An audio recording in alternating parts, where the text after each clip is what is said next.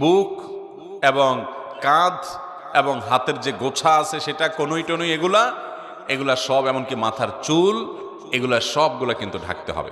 আমাদের অনেক মহিলারা আছেন, অনেক মা বোনরা আছেন, মা চাচিরা আছেন, যারা দেখা যায় এখনো আপনার শাড়ি পরে নামাজ পড়েন, তার উপরে কোনো ওড়না পড়েন না।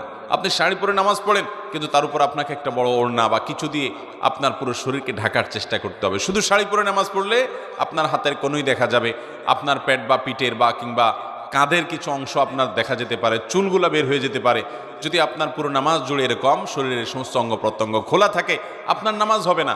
অনেক মহিলারা আছেন সারা জীবন নামাজ পড়েছেন, কিন্তু তাদের নামাজ হয় নাই।